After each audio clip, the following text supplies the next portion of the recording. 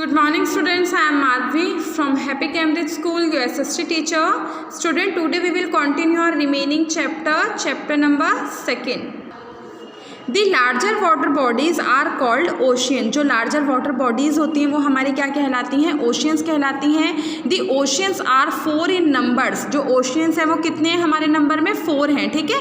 First है हमारा Pacific ocean, second है हमारा अटलांटिक ओशियन, थर्ड है हमारा इंडियन ओशियन, फोर्थ क्या है हमारा आर्कटिक ओशियन. ठीक है. The Pacific ocean is the largest water body. देखो बेटा इन्होंने आपको 4 बताए हैं ओशियंस. फर्स्ट है हमारा पैसिफिक ओशियन, सेकंड है हमारा अटलांटिक ओशियन, थर्ड है हमारा इंडियन ओशियन और फोर्थ है हमारा आर्कटिक ओशियन. लेकिन जो पैसिफिक ओशियन है वो सबसे लार्जेस्ट ओशियन है. ठीक है. ध्यान रखना जो हमारा पैसिफिक ओशियन है वो क्या है? सबसे बड़ा ओशियन है. ठीक है. Some part of the globe are colored other than blue. These are the land surface of the earth. आपने देखा होगा कि ग्लोब में कई जो जगह है वो तो ब्लू कलर से की हुई है तो वो क्या है हमारा वाटर है. लेकिन कई जगह ऐसी है जहाँ पे अलग कलर किया हुआ है तो वो क्या है हमारा लैंड है. As you see in the globe this land surface is not connected unit. This is 7 unequal shapes and size. These are called continent. देखो ये कह रहे हैं आप इस ग्लोब में देखो कि छोटे छोटे ज़मीन के टुकड़े दिए हुए हैं. वो एक यूनिट नहीं है, एक साथ नहीं जुड़े हुए, वो अलग अलग हैं. सबके अलग अलग शेप्स हैं, अलग अलग साइज़ है. दिख रहे हैं ना आपको? अलग अलग शेप्स हैं, अलग अलग साइज़ हैं. ये हमारे क्या कहलाते हैं? ये हमारे कॉन्टिनेंट कहलाते हैं. और ये कितने हैं नंबर्स में? 7 हैं. ओशियन 4th है, कॉन्टिनेंट कितने हैं?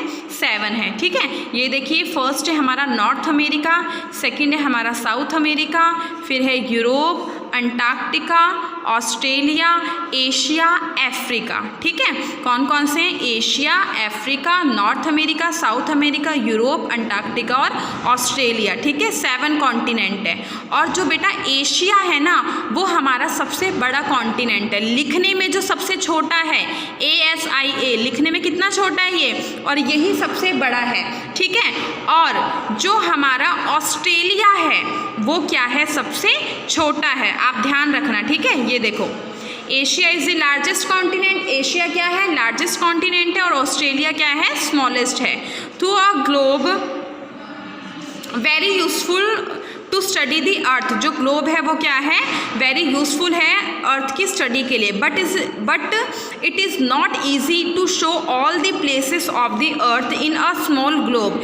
It is difficult to make a big map. We can not carry it all time with us. देखो ये क्या कह रहे हैं बेटा कि जो ग्लोब बनाया गया है वो अर्थ का मॉडल बनाया गया है. ठीक है. अर्थ के मॉडल के रूप में बनाया गया है. लेकिन क्या ये पॉसिबल है कि आप उसको हर जगह उठा के घूम सकें? नहीं है ना.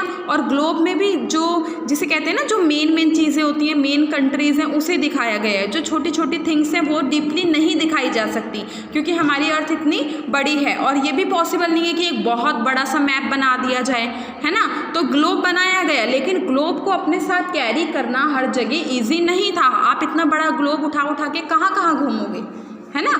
मुश्किल है ना इतने बड़े ग्लोब को कैरी करना. तो देखते हैं कि इस प्रॉब्लम का सॉल्यूशन क्या निकला. सबसे पहले इसको पढ़ते हैं. डू यू नो सेलियर आज use magnetic compass to find direction in the sea. देखो बेटा जब हम लैंड पे होते हैं तो हम बता देते हैं हम यहाँ पे खड़े हैं, यहाँ पे आ जाना, वहाँ पे खड़े हैं, वहाँ पर आ जाना. लेकिन जब हम सी में होते हैं तो हमारे लिए डायरेक्शन फाइंड आउट करना बहुत ज़्यादा मुश्किल होता है. तो जो सेलियर थे उन्होंने मैग्नेटिक कंपास का यूज़ किया. किस लिए? डायरेक्शंस को फाइंड आउट करने के लिए. ठीक है. चलिए आगे पढ़ते हैं.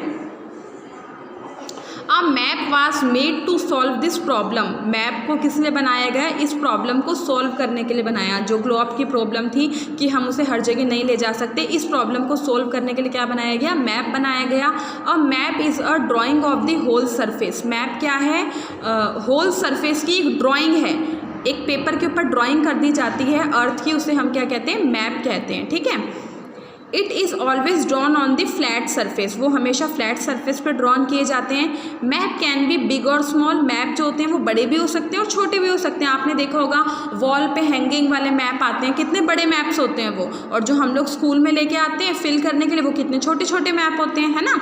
Map for even small areas can be made, it is easy to carry, map जो मैप होते हैं उसको कैरी करना भी बहुत ज़्यादा ईजी होता है। We can fold it or roll it. We can find small map in this book to a book of map is called atlas। ये क्या कह रहे हैं कि जो हम मैप को रोल भी कर सकते हैं, फोल्ड भी कर सकते हैं और अपनी जेब में डाल के चलो, है ना। रोल किया, फोल्ड किया, जेब में डाला, चल पढ़ो, कोई प्रॉब्लम नहीं है ना। लेकिन क्या ग्लोब में ऐसा पॉसिबल है? नहीं है ना। तो इसलिए इस प्रॉब्लम का सॉल्यूशन क्या निकाला गया? मैप के रूप में निकाला गया। ये हमारा मैप है, ठीक है। ऐसा मैप होता है, छोटा सा ही होता है, उसको फोल्ड रोल करके जेब में भी डाल सकते हैं। एंड लास्ट पॉइंट, जो आपकी मैप की जो बुक्स होती है वो आपकी क्या कहलाती है? एटलस कहलाती है, ठीक है। जिसमें बहुत सारे मैप पाए जाते हैं ना, वो बुक आपकी क्या कहलाती है? एटलस। तो आज के लिए बेटा इतना ही, नेक्स्ट क्लास में आगे बढ़ेंगे।